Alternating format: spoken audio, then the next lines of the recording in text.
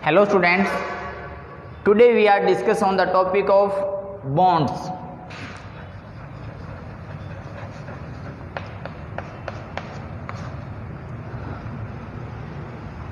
देखो, केमिस्ट्री के जो भी टॉपिक्स अपने स्टडी करेंगे उसमें सबसे पहले अपने को जो बेसिक कंसेप्ट है उनका पता होना चाहिए। तो अपने टॉपिक बॉन्ड्स को स्टडी करने से पहले आपको कुछ इसकी जनरल कैरेक्टर्स और केमिस्ट्री के कुछ जनरल कंसेप्ट उस पता होने चाहिए और वो स्टार्ट करने जा रहे हैं अपने। सबसे पहले बात करते हैं अपने एटम की। देखो, एटम अगर अपने बात करते हैं, आपने पीरियोडिक टेबल स्टडी कर ली है, तो कोई भी जो दो एटम, अगर आपको पता है कि कोई भी दो एटम आपस के अंदर रिएक्शन करेंगे तो एक मॉलिक्यूल की फॉर्मेशन होगी। किसकी फॉर्मेशन होगी? मॉलिक्यूल की। जैसे एग्जांपल के तौर पे अपने बात करें, हाइड्रोजन और हाइड्रोजन एटम जब रिएक्ट करेंगे तो हाइड्रोजन के मॉलिक्यूल की फॉर्मेशन होगी। अगर ऑक्सीजन और ऑक्सीजन एटम रिएक्शन करेंगे तो ऑक्सीजन के मॉलिक्यूल की फॉर्मेशन होगी। अगर नाइट्रोजन और नाइट्रोजन एटम रिएक्ट करेंगे तो N2 नाइट्रोजन की फॉर्मेशन होगी। अगर अपने बात करते हैं सोडियम एंड क्लोराइड की, जब सोडियम और क्लोराइड आपस के अंदर रिएक्ट करेंगे तो एक कंपाउंड की फॉर्मेशन होगी और वो होगा NaCl। अगर अपने देखते हैं हाइड्रोजन और ऑक्सीजन रिएक्ट करें तो अपने पास H2O की फॉर्मेशन होती है। किसकी फॉर्मेशन होती है? H2O की फॉर्मेशन। तो देखो, ये जो फॉर्मेशन यहाँ पर हो रही है, इसमें अगर अपने इनकी स्ट्रक्चर ड्रॉ करें तो इसकी स्ट्रक्चर ऐसे बनती है, इसकी स्ट्रक्चर ऐसे होती है, एंड नाइट्रोजन की स्ट्रक्चर ऐसे होती है, नाइट्रोजन गैस की NaCl ऐसे बनता है, H2O की स्ट्रक्चर ऐसे होती है। तो देखो, यहाँ पर ये जो मैंने आप लोगों को लाइंस ड्रॉ की है, इनको बोला जाता है बॉन्ड्स। क्या बोला जाता है? बॉन्ड।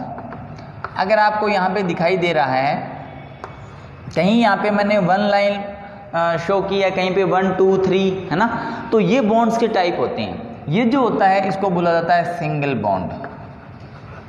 क्या बोला जाता है? Single bond. ये जो बनाया है आप लोगों ने, इसको बोला जाता है डबल बॉन्ड। ये जो है इसको बोला जाता है ट्रिपल बॉन्ड। तो देखो, ये बॉन्ड्स के टाइप हैं, single bond, double bond, triple bond. ये क्या है? अगर अपने कोई भी एटम है, ये ऑक्सीजन एटम है, हाइड्रोजन एटम है, अगर अपने वन लाइन ड्रॉ करते हैं तो सिंगल बॉन्ड ही होगा, और इधर भी क्या है? वन लाइन है, तो ये भी क्या है? सिंगल बॉन्ड है। तो देखो, ये जो बॉन्ड्स की फॉर्मेशन जो हो रही है, आपने यहाँ तक मॉलिक्यूल्स तो पढ़ लिए 10th तक, बट आपको ये ध्यान रखना है, अब अपने नया टॉपिक है बॉन्ड्स। तो ये जो सिंगल बॉन्ड कब बना, डबल बॉन्ड क्यों बना, ट्रिपल बॉन्ड कैसे बना, इसके लिए आपको कुछ कैरेक्टर्स पता होने चाहिए। पहले अपने बात करते हैं कि जो एटम होता है, एटम के जनरल कैरेक्टर्स स्टडी करते हैं अपने पहले। सबसे पहले अगर अपने एक एटम को ड्रॉ करें तो आपने सबसे पहले क्लास 8th या 9th क्लास के अंदर आपने ये ऐसे एटम का जो फिगर है उसको फिगर आउट किया हुआ देखा होगा। ये होता है सबसे अंदर का जो पार्ट होता है, उसको बोला जाता है न्यूक्लियस। क्या बोला जाता है? न्यूक्लियस। इनको बोलते हैं शेल। क्या बोला जाता है? शेल। तो देखो, अब आपको ये भी बताएं कि जो एक एटम जो होता है उसके अंदर 3 टाइप के स्पीसीज या 3 टाइप के particles, proton, neutron and electron present रहते हैं। क्या क्या? Proton, neutron and electron. आप आज के बाद में जब भी प्रोटॉन, न्यूट्रॉन और इलेक्ट्रॉन को शो करोगे या लिखोगे तो ऐसे ही लिखना है, प्रोटॉन पॉजिटिव चार्ज, इसके ऊपर प्लस लगाया, प्लस इसके ऊपर 0 लगाया। 0 का मतलब ये होता है कि जो न्यूट्रॉन होता है ना, वो न्यूट्रल होता है। क्या होता है? न्यूट्रल। न्यूट्रल का मतलब ये होता है कि उसके ऊपर कोई भी जो चार्ज है, क्या चार्ज, वो कितना होता है? 0। और प्रोटॉन का चार्ज क्या होता है? पॉजिटिव। एंड इलेक्ट्रॉन का चार्ज क्या होता है? नेगेटिव। अब आपको ये पता होना चाहिए कि ये जो स्पीसीज हैं ये एक एटम में कहाँ कहाँ प्रेजेंट रहती है। तो देखो न्यूक्लियस जो होता है उसमें न्यूट्रॉन एंड प्रोटॉन प्रेजेंट रहते हैं। क्या प्रेजेंट रहते हैं? न्यूट्रॉन और प्रोटॉन। और ये जो शेल होती है यहाँ पर इलेक्ट्रॉन प्रेजेंट रहते हैं। और ये जो इलेक्ट्रॉन होते हैं ये एक राउंड शेप के अंदर मूव करते रहते हैं। देखो प्रोटॉन और न्यूट्रॉन होते हैं, ये तो होते हैं फिक्स। क्या होते हैं? फिक्स होते हैं। और शेल के अंदर जो इलेक्ट्रॉन हैं ये क्या करते रहते हैं? मूव करते रहते हैं। ये एक जगह फिक्स नहीं होते। तो अब आपने देखो नेक्स्ट अपने बात करते हैं, एक छोटा सा टॉपिक लेते हैं अपने। आपने ये कहीं न कहीं स्टडी किया होगा जब आप छोटी क्लास में थे कि जो एक कंपाउंड होता है उसकी फॉर्मेशन किस टाइप होती है। कंपाउंड की फॉर्मेशन या कंपाउंड का फॉर्मूला पढ़ा होगा आपने। कंपाउंड का जो फॉर्मूला है वो किस टाइप से आपने, जैसे एक एग्जांपल लेते हैं Na पॉजिटिव और Cl नेगेटिव। अगर इससे अपने को एक कंपाउंड की फॉर्मेशन करनी है NaCl, तो देखो ये जो पॉजिटिव होता है ये यहाँ पर लगा देते हैं, ये नेगेटिव होता है ये यहाँ पर। ये सिर्फ पॉजिटिव और नेगेटिव लिखोगे तो उसको +1 एंड +1 और -1 होता है ये। तो अपने इसको कैसे लिख सकते हैं? NaCl। अगर अपनी बात करें Mg के ऊपर +2 चार्ज होता है, Cl के ऊपर -1 चार्ज होता है। ये अपने यहाँ लगाएंगे, ये यहाँ लगाएंगे, तो क्या बन गया? ये MgCl2 बन गया। तो देखो कभी Cl1 लगा रहे हैं, कभी Cl2 लगा रहे हैं, है ना। तो ये ऐसे क्यों होता है? ये +1 कहाँ से आया, ये +2 कहाँ से आया, इसके ऊपर -1 है, इसके ऊपर +1 है ना। तो ये जो प्लस माइनस जो आ रहे हैं ये कहाँ से आ रहे हैं? इसके लिए मैं आपको एक छोटी सी ट्रिक बताता हूँ। पहले याद करने की ट्रिक बताता हूँ, फिर मैं आपको बताऊंगा कि ये जो प्लस और माइनस जो है ये अपने कहाँ से आए। ठीक है, आपने पीरियोडिक टेबल स्टडी कर ली और उम्मीद करता हूँ कि आपने उसको याद भी कर लिया होगा, उसकी कुछ ट्रिक्स पढ़ी थी अपनों ने। अपने ग्रुप्स की बात करते हैं। ग्रुप्स 1, उसके कुछ एलिमेंट्स अपने लिख लेते हैं। यही थे क्या? इसकी ट्रिक भी दोबारा से बात कर लेते हैं अपने फासली है ली ना की रब से फरियाद। उसके बाद ग्रुप सेकंड था, वो था बेटा मांगे कार स्कूटर बाप रोए। उसके बाद ये जो ग्रुप्स फर्स्ट एंड सेकंड है ये कौन से ब्लॉक के होते हैं? S block. कौन से ब्लॉक के होते हैं? S block. अब उसके बीच में आता है डी ब्लॉक, फिर आता है पी ब्लॉक। मैं डी ब्लॉक नहीं लिख रहा, मैं सिर्फ पी ब्लॉक की बात करूंगा। कौन से ब्लॉक की? पी ब्लॉक की।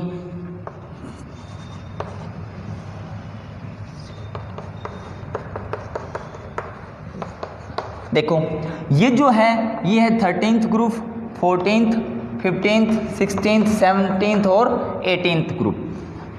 इसकी ट्रिक्स क्या थी? बैंगन आलू गोभी इन थैला। थोड़ी सी और बात कर लेते हैं अपने। Boron aluminium gallium indium thallium. कौन सी? Gita Sunita Prabha. Carbon silicon germanium. और ये क्या होता है? टिन और लेड। और उसके बाद बात करते हैं अपने न्यूजीलैंड पाकिस्तान ऑस्ट्रेलिया सब बीके।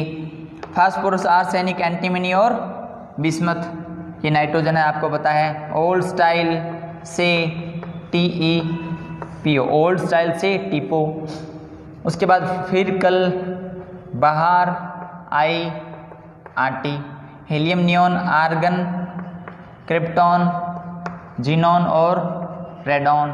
क्या था? ट्रिक क्या थी? हीना नीना और करीना का एक्सरे रंगीन। ठीक है, अब देखो अब आपने याद क्या करना है, ये आपको पता है कौन सा है? ग्रुप्स फर्स्ट सेकंड, ये 13, 4, 5, 16, 17 और 18th ग्रुप है। अब आपने ये ध्यान रखना है कि किसके ऊपर तो +1 आएगा, किसके ऊपर +2 आएगा, किसके ऊपर +3 आएगा। इसके लिए मैं आपको इसी पीरियोडिक टेबल के अंदर बता देता हूँ, और वो क्यों आएगा उसकी बात अभी अपने 2 मिनट बाद करेंगे। सबसे पहले अपने बात करते हैं कि ये जो वर्ग फर्स्ट होता है ना, फर्स्ट, उसकी बात करते हैं अपने चार्ज की, कि चार्ज किस पर कितना होता है। ठीक है, अपने ये जो फर्स्ट है इसके ऊपर +1 चार्ज होता है। सभी एलिमेंट जो होंगे ना, ही hydrogen, lithium, neon, rubidium, caesium, francium, चाहे कोई सा भी एलिमेंट हो, उसके ऊपर कितना चार्ज होगा, +1। और ये जो है इसके ऊपर चार्ज होता है +2। मतलब इसी का नहीं, इस पूरे जो ग्रुप है इस पे चाहे बेरिलियम हो, मैग्नीशियम हो, कैल्शियम हो, स्ट्रोंशियम हो, बेरियम हो और रेडियम हो, इस सभी के ऊपर कितना चार्ज होता है, +2। अब ये जो है 13th ग्रुप, इन सभी पे चार्ज होता है +3। 14th ग्रुप, इन सभी पे चार्ज होता है +4। अब बात करते हैं अपने, इधर से चलते हैं, ये जो 18th ग्रुप है पूरे का पूरा इसके ऊपर चार्ज होता है 0, इसके ऊपर कोई भी चार्ज नहीं होता। ठीक है, उसके बाद बात करते हैं अपने जो 17th ग्रुप है, इसके ऊपर चार्ज होता है -1। 16th ग्रुप होता है, इसके ऊपर चार्ज होता है -2। और ये जो है ना, इसकी खास बात ये रहती है कि इसके ऊपर +3 और -3 दो टाइप के चार्ज आपको याद करने हैं। तो ये आप पीरियोडिक टेबल में, इनको रटने की जरूरत नहीं है, थोड़ा सा ध्यान रख लेना। स्टार्टिंग का जो फर्स्ट एंड सेकंड ग्रुप है उसमें +1 +2, फिर बीच में डी ब्लॉक में कुछ भी नहीं करना, फिर जाओगे आप पी ब्लॉक पे 13th 14th इधर जाओगे, एक बार +4 तक ले जाना, फिर 0 से स्टार्ट करना, -1 -2 और -3, और इसके ऊपर +3 भी होता है, ये ध्यान रखना है। अब देखो ये जो +-1 2 3 ये क्यों और कैसे आए। कोई भी जो एटम होता है, अगर अपनी बात करें कि जो एटॉमिक नंबर होता है ना, क्या atomic number of electron and number of proton, ये क्या होते हैं, इक्वल होते हैं। कब, कि अगर कोई भी एलिमेंट या कोई एटम जो है ना वो न्यूट्रल हो, क्या हो, एटम क्या हो, न्यूट्रल हो, तो उसका atomic number and number of electron and number of protons क्या रहते हैं, इक्वल रहते हैं। और जब number of electron and number of protons equal रहते हैं, तभी वो जो एटम है वो क्या होता है, न्यूट्रल होता है। कैसे होता है चेक करते हैं, अपने कुछ एग्जाम्पल लिखते लेते हैं अपने।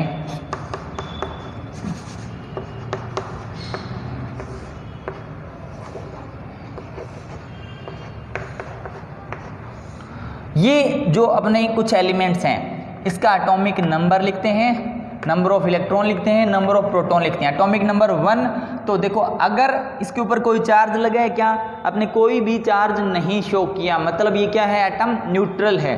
तो atomic number and number of electrons और नंबर ऑफ प्रोटॉन्स क्या रहते हैं, इक्वल रहते हैं। तो देखो 1, और नंबर ऑफ इलेक्ट्रॉन भी कितना है, 1 1, और ये 2 2 2, 3 3 and 3, 4 4 4, 5 5 5, 6 6 and 6, 7 7 and 7, oxygen 8 8 and 8।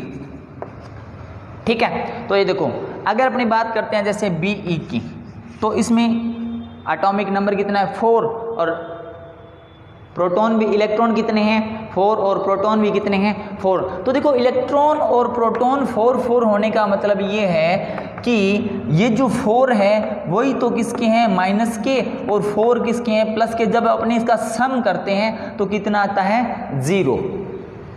कितना आता है, 0 आता है। अब अगर अपने बात करें कि अगर अपने नंबर ऑफ इलेक्ट्रॉन्स बढ़ा दिए जाएं या नंबर ऑफ प्रोटॉन्स कम कर दिए जाएं, या उल्टा कर लो, कैसे भी रिवर्स कर लो, है ना, तब क्या होगा। सपोज दैट इसी की बात चल रही है, इसमें नंबर ऑफ इलेक्ट्रॉन्स कितने हैं, 4, नंबर ऑफ प्रोटॉन्स कितने हैं, 4। ठीक है, तो देखो ये मैंने आपको बताया कि ये जो अपने एग्जाम्पल लिया था BE का यही है, इसके ऊपर क्या लगा होता है +2, इसके ऊपर +2 कब आएगा, देखो इसके ऊपर +2 कब आएगा, नंबर ऑफ प्रोटॉन्स कम या ज़्यादा नहीं होते, सिर्फ नंबर ऑफ इलेक्ट्रॉन्स ही कम या ज़्यादा कर सकते हैं अपने, लेस और मोर जैसे भी है, ठीक है। तो देखो अब इनका सम करते हैं तो आंसर कितना आता है 0, इनका सम करते हैं तो आंसर कितना आता है 0। अपने को आंसर चाहिए इसका +2, आंसर क्या चाहिए +2 चाहिए, क्योंकि अपनों ने यहाँ पे डिनोट किया है कि जो BE जो होता है उसके ऊपर चार्ज होता है +2, BE पर चार्ज कितना होता है +2 होता है।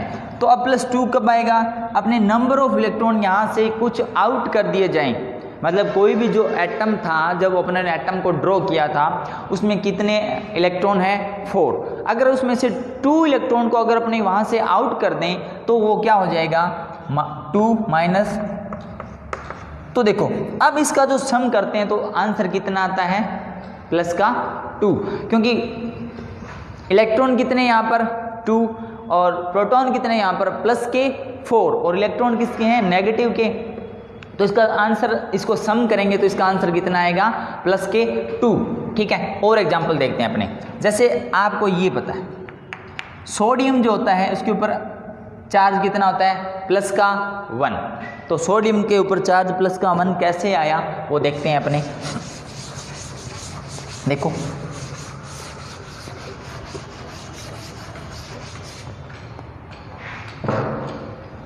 एटॉमिक नंबर कितना होता है सोडियम का 11, number of electron and number of proton भी 11, तो नंबर ऑफ इलेक्ट्रॉन मतलब नेगेटिव चार्ज कितनी स्पीसीज है यहाँ पर 11 और पॉजिटिव भी कितना है 11, इसका सम करेंगे आंसर कितना आएगा 0, इसका आंसर कितना आएगा 0। जब आंसर 0 आया it means sodium is neutral, it means sodium is क्या है न्यूट्रल।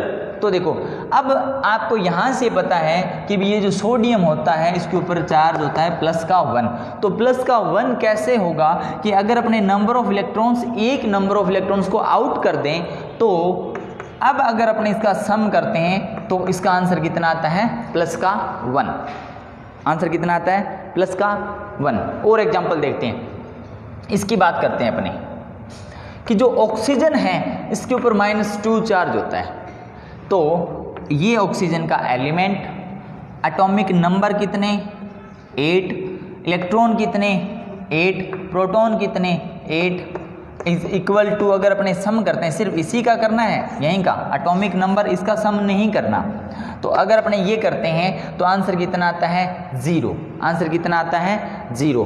तो अब ये जो ऑक्सीजन है ये -2 कब बनेगा, अपने क्या करें, मैंने कहा नंबर ऑफ जो इलेक्ट्रॉन है वही लेस होंगे और नंबर इलेक्ट्रॉन है वही मोर होंगे, तो अगर अपने इसके अंदर नंबर ऑफ इलेक्ट्रॉन को 2 इलेक्ट्रॉन ऐड कर दिए जाएं, टोटल इलेक्ट्रॉन कितने हैं 8, 2 इलेक्ट्रॉन कितने क्या कर दें ऐड कर दें, और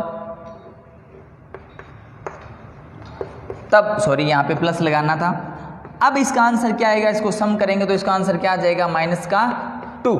तो देखो अपने को ये पता चला कि भाई ये जो पीरियोडिक, ये आपने याद करना है कि किसके ऊपर +1 चार्ज है, किसके ऊपर -2 चार्ज है, किसके ऊपर -1 चार्ज है, तो ये ऐसे करके ये आता है। अब आप ये कहोगे कि भाई अपने अपनी मर्जी से कर रहे हैं, किसी के ऊपर +1, किसी को जो इलेक्ट्रॉन है 1 इलेक्ट्रॉन आउट कर लें, किसी का 2 इलेक्ट्रॉन ऐड कर दें, किसी के 3 इलेक्ट्रॉन आउट कर लें, किसी में 3 इलेक्ट्रॉन ऐड कर दें, इसका क्या रीजन रहता है, तो इसके लिए अपने को एक रूल्स पढ़ना है, और वो ये रूल्स हैं आगे अपने सिलेबस के अंदर भी आएगा, बट अपने जो मेन टॉपिक था वो था बॉन्ड्स। क्या था बॉन्ड्स, बॉन्ड्स फॉर्मेशन से पहले अपने को कुछ जनरल कैरेक्टर स्टडी कर रहे हैं, और उसके अंदर आपको जो रूल्स है वो एक रूल होता है, उसका नेम होता है ऑक्टेट रूल। क्या होता है ऑक्टेट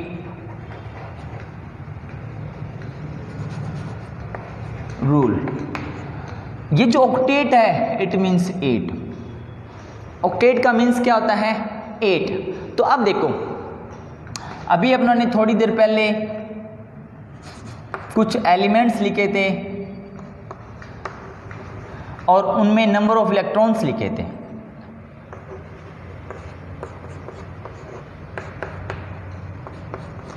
तो इसको नंबर ऑफ इलेक्ट्रॉन्स को आपने याद कैसे करना है? इसमें 1 इलेक्ट्रॉन जो इसका आपको पता है कि एटॉमिक नंबर होता है, वही इसके क्या होते हैं? नंबर ऑफ इलेक्ट्रॉन्स होते हैं। इसका 2, इसका कितना होता है? 3। बट 3 को अपने ऐसे नहीं डिनोट करेंगे, अपने इसको ऐसे डिनोट करेंगे 2 2 2 3 2 4 2 5 2 6 2 7 2 एंड 8। अब ये जो यहाँ से अपनों ने इसको ऐसे डिनोट क्यों किया? इससे पहले क्या होता है कि कुछ और रूल स्टडी करने होते हैं, वो अपने जब इसका चैप्टर पढ़ेंगे तभी अपने उसको डिस्कस करेंगे। अभी अपने सिर्फ ऑक्टेट रूल की इसकी जर्नल छोटे से कैरेक्टर स्टडी करने क्या होता है। अब देखो ये जो लास्ट अपनों ने जो नंबर लिखे हैं ये होते हैं वैलेंस सेल इलेक्ट्रॉन। क्या होते हैं? वैलेंस सेल इलेक्ट्रॉन होते हैं। तो कोई भी जो एटम जब मॉलिक्यूल की फॉर्मेशन करता है, दोबारा ध्यान से सुनना, कोई भी एटम जब मॉलिक्यूल की फॉर्मेशन करता है तो वो ये चाहता है कि किसी भी एटम के वैलेंस सेल जो है ना उसके अंदर इलेक्ट्रॉन चाहिए उसको 8। कितने इलेक्ट्रॉन चाहिए? 8 इलेक्ट्रॉन चाहिए। तो यहाँ पे जैसे 1 है, 2 है, 3 है, 4 है, 5 है, 6 है, 7 है और 8 है। तो उसकी जो है ना उसकी ये डिज़ायर रहती है कि वैलेंस सेल के अंदर टोटल नंबर ऑफ इलेक्ट्रॉन क्या हों? 8 हों। क्लियर? तो इस रूल को ऑक्टेट रूल बोला गया। इसकी पूरी डेफिनेशन वगैरह ये क्या था, क्यों था, कैसे था, ये अपने जब ये चैप्टर के अंदर आएगा तभी स्टडी करेंगे। अभी अपने को थोड़ा सा जनरल पता होना चाहिए इसका, क्योंकि ये जो ऑक्टेट रूल है ये अपने को बॉन्ड फॉर्मेशन के अंदर यूज करेंगे इसको। तो देखो अभी अपने आज की क्लास यहीं पर कंप्लीट करते हैं और आज जितना आपने टॉपिक किया है वो आपको पता होना चाहिए। और कल अपने नेक्स्ट क्लास के अंदर 2 टाइप्स के बॉन्ड स्टडी करेंगे। फर्स्ट देखेंगे अपने कोवलेंट बॉन्ड और सेकंड देखेंगे अपने आयोनिक।